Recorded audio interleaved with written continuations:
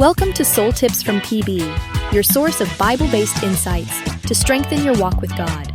Listen to Pastor Bong Bailon of Real Life Christian Communities as he shares brief yet impactful messages to inspire and guide your relationship with the Lord and with others.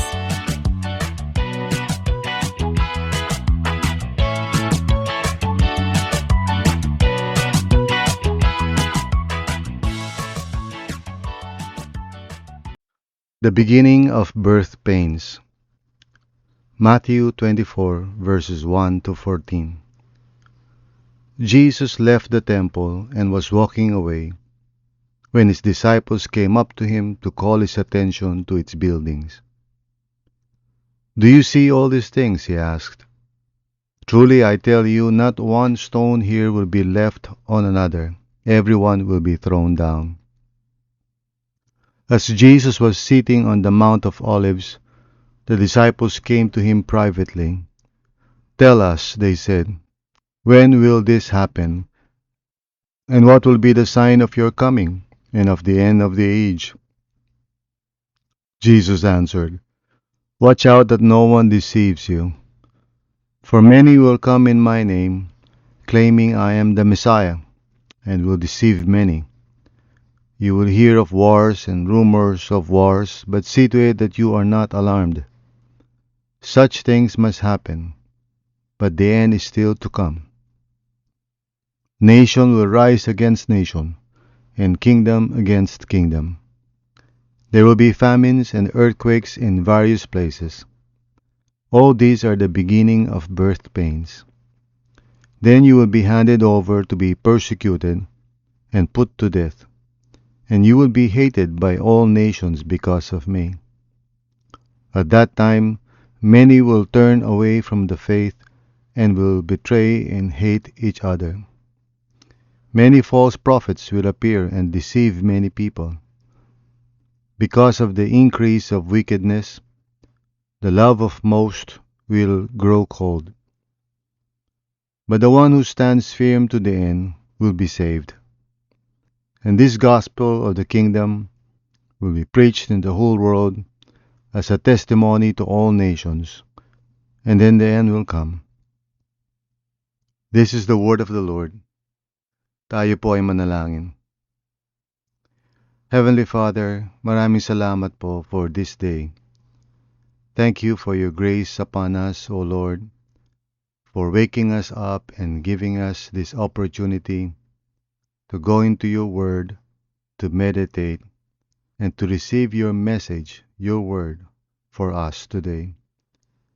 Help us, O Lord, as we begin this daily devotional for this week, in view of what we heard from your word yesterday during the sermon.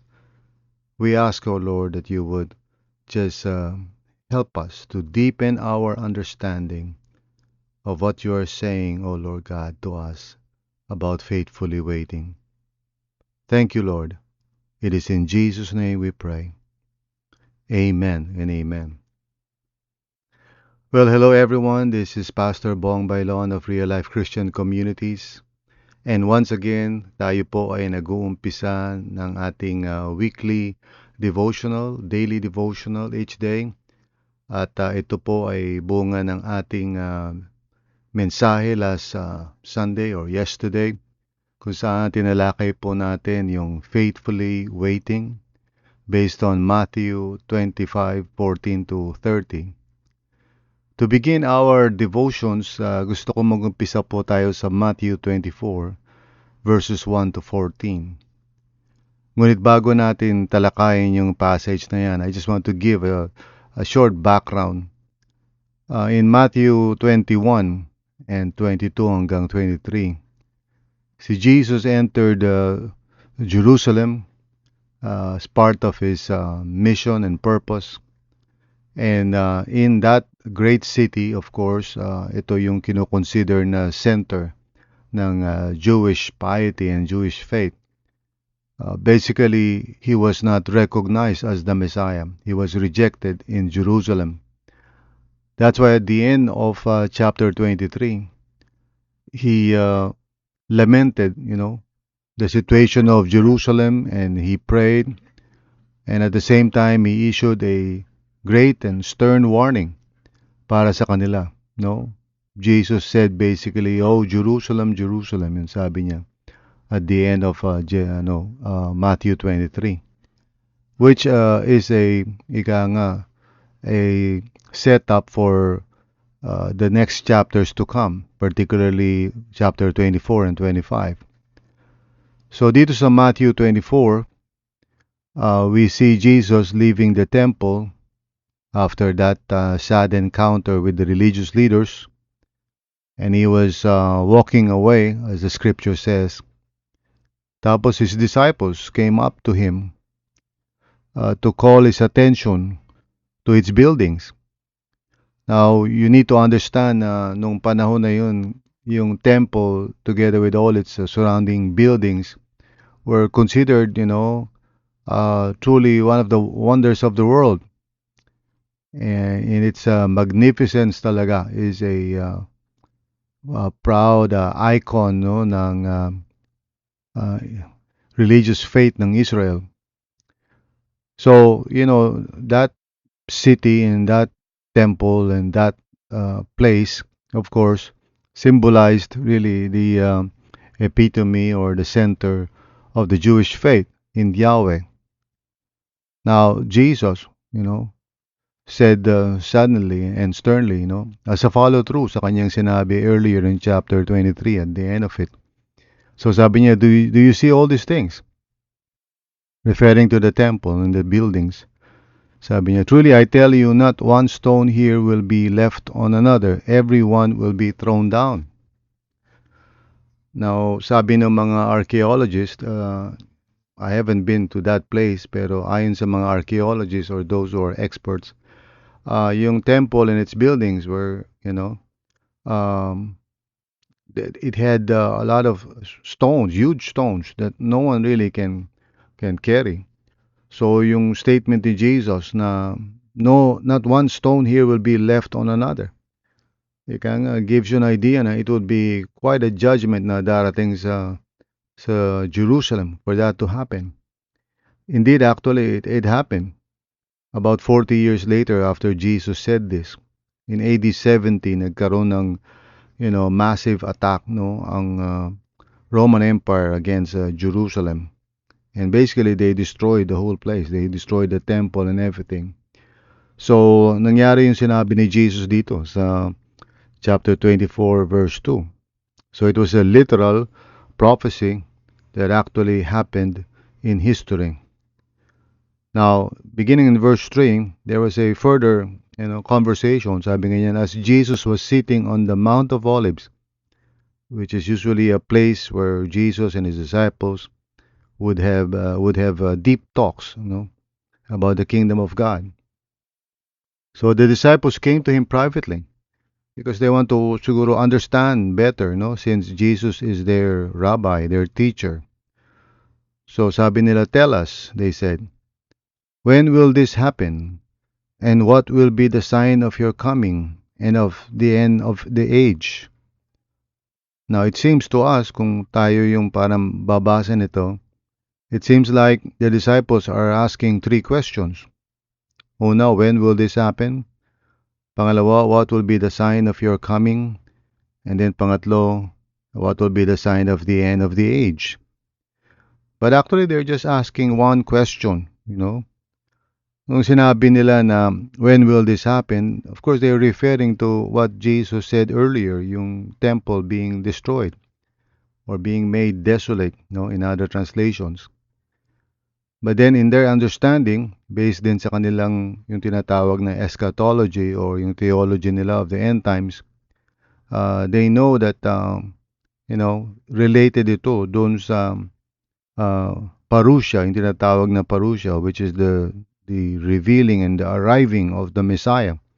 Not necessarily the second coming, because up to this point, the disciples are not so clear about that. They're not even expecting that Jesus, even though he told them several times that Jesus would actually leave them. So, they are not thinking of the second coming, at least at this point, Kaya sabi nila, what will be the sign of your coming? They're referring to yung how Jesus would be finally revealed as the Messiah to Israel, you know.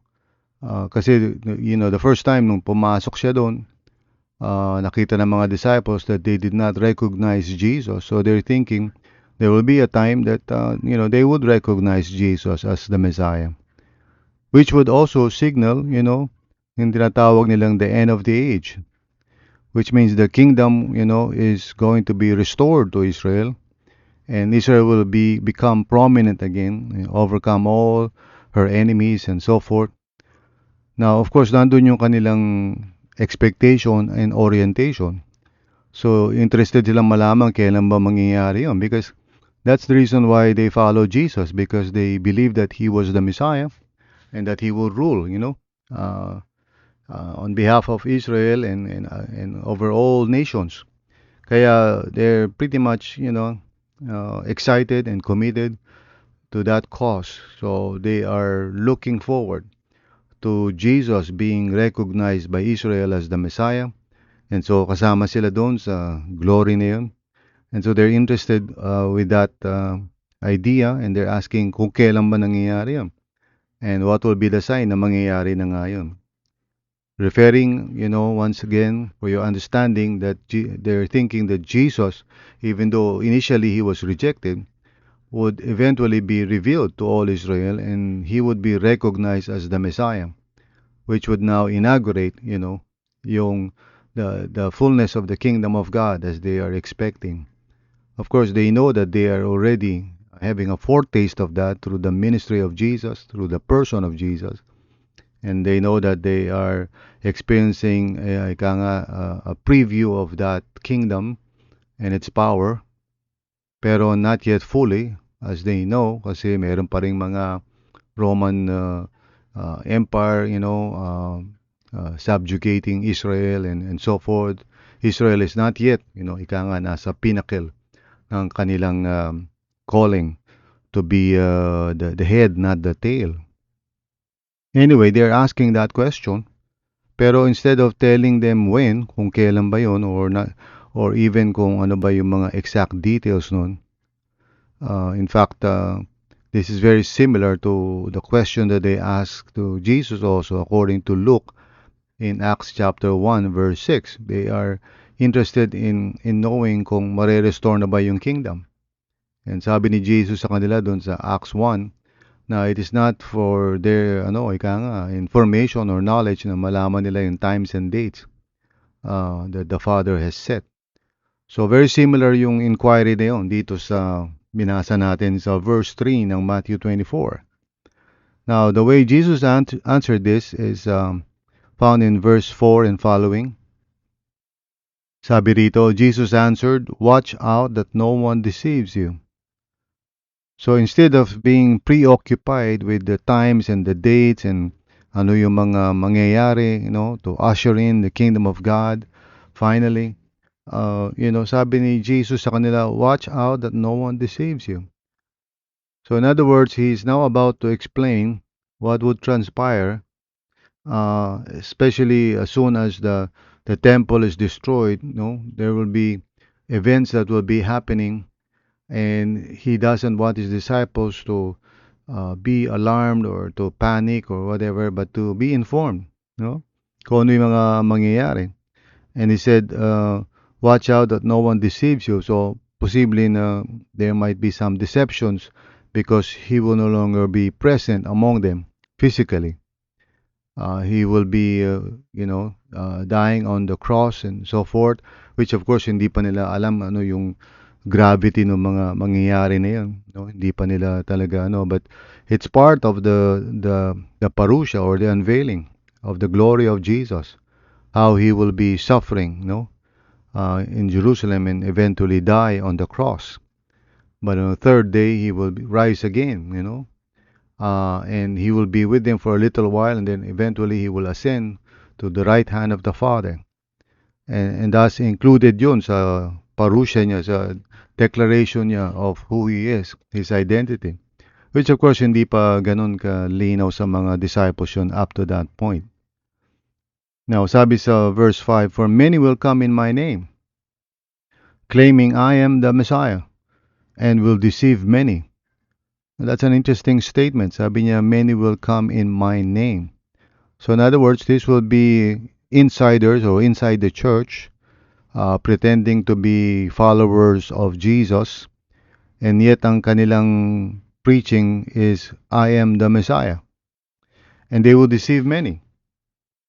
So magkakaroon ng mga tao who would be from the church or inside the church who would start claiming na sila yung Messiah. And this is something na, di ba, nakikita na natin. In fact, nakita na natin yan dito sa Pilipinas. Nangyari na yan. There was this person who claimed that he was the Son of God. Di ba? So, there will be deception, sabi ni Jesus, of many, many people. So, siguro kung napapanood nyo yung mga gatherings nung Kibuloy, di ba? Daming mga tao ang naniniwala sa kanya. So, it's a massive deception. He also says in verse 6 na you will hear of wars and rumors of wars. And sabi ganyan, "But see to it that you are not alarmed."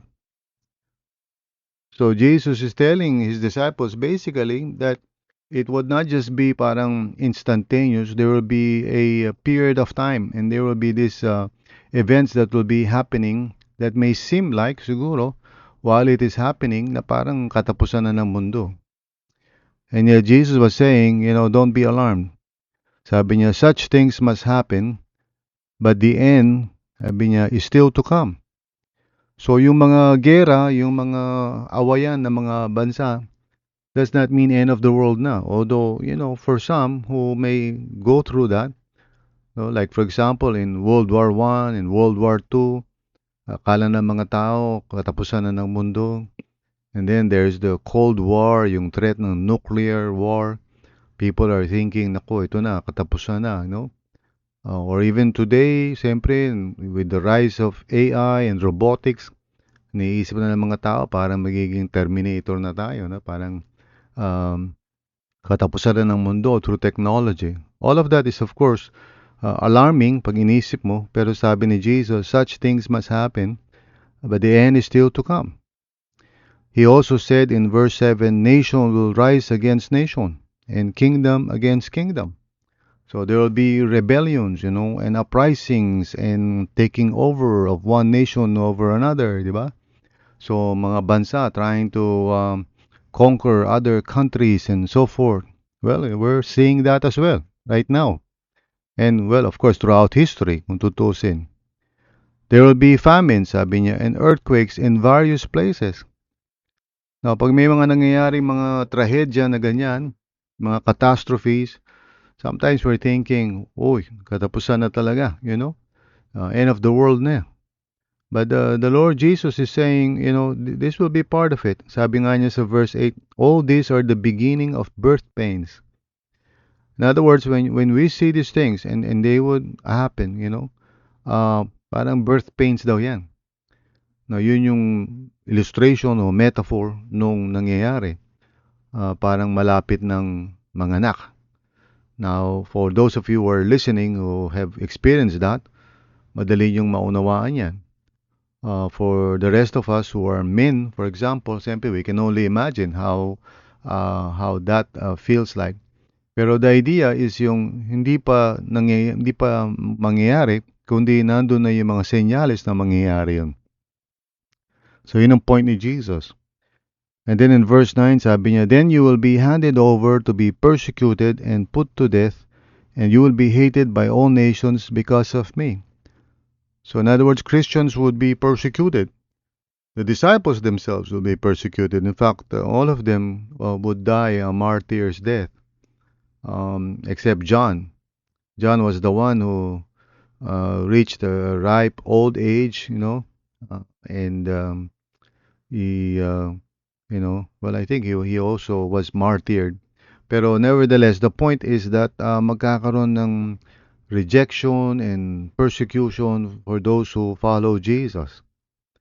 And he said, sabi niya sa verse 10, at that time many will turn away from the faith and will betray and hate each other.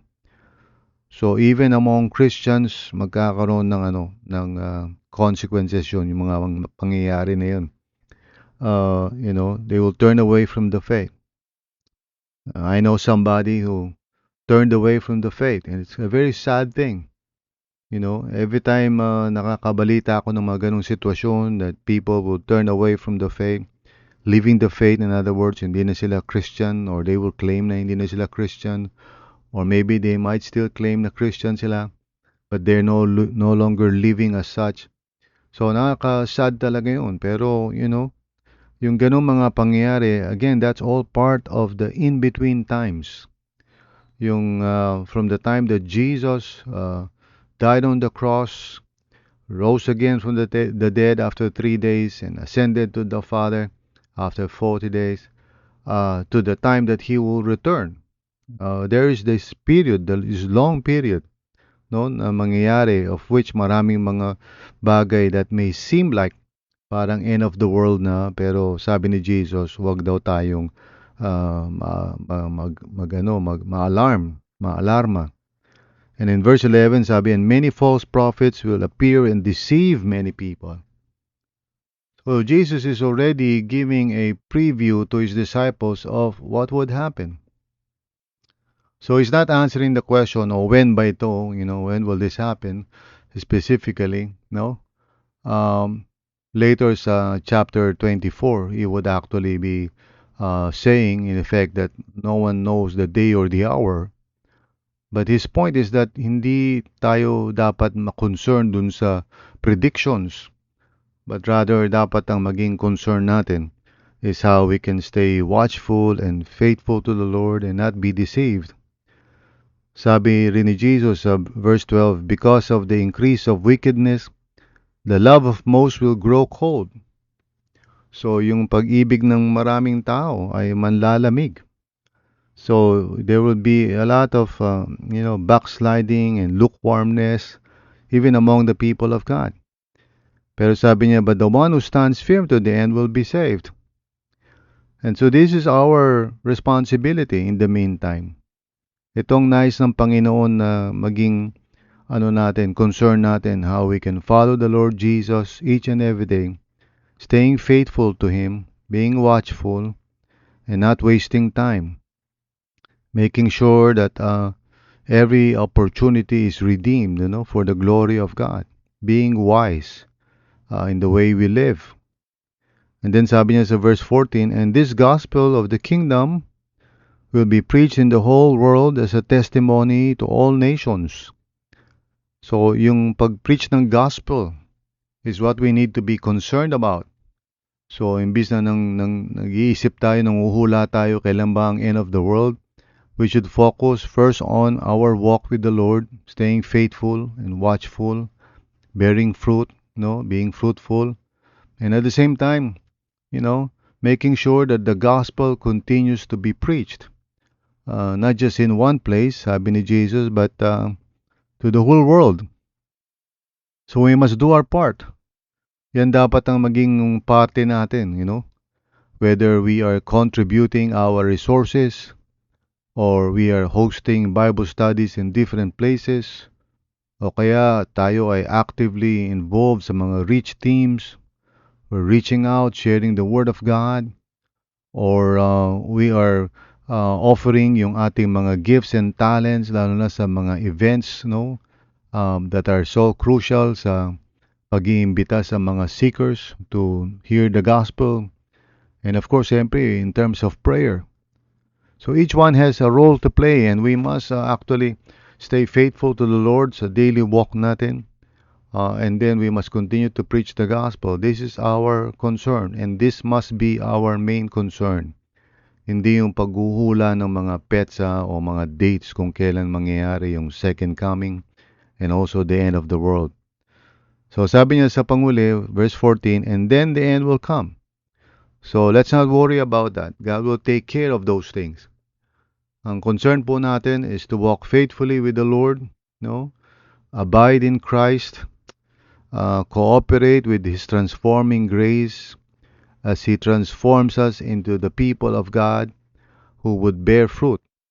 At patuloy tayo magpahayag ng mabuting balita sa lahat ng tao. Mag-invite tayo ng mga tao to attend church or pumunta tayo sa mga lugar nila to start Bible study, to share the Word of God. And let's take care of God's people, yung mga kasama na natin sa church. Let's visit them and pray for them, pray for the sick. Ito yung dapat maging concern natin, mga kapatid. So, I hope and pray na as we begin itong daily devotions na to, talking about how we can be faithful while waiting, maunawaan natin. No? Even though it has taken a long time, 1,995 years so far, hindi pa bumabalik si Lord.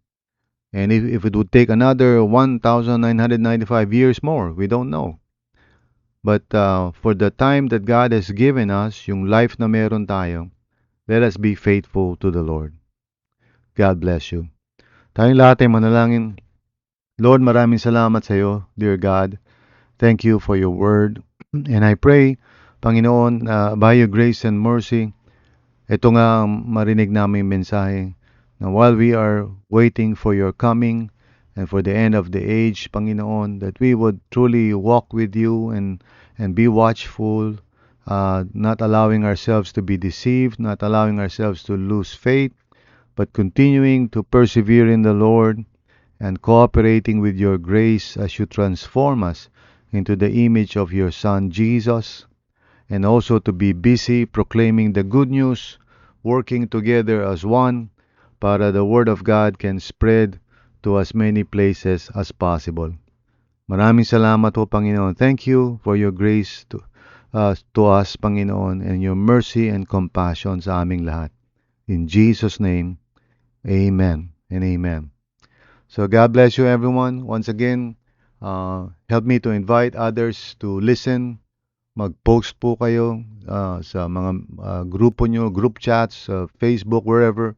Tell people to listen to our daily devotions, no? Every day from Monday to Saturday. In view of our sermon last Sunday, pina-follow through natin yan araw-araw para we are not just simply listening to the Word of God for an hour every Sunday, but every day we are listening to the Word of God and meditating on it. Sa ganung paraan, we will all grow together in the Lord. Amen? Mag-invite kayo ng mga kaibigan to listen and then talk about it. No? Maraming salamat po muli and God bless you.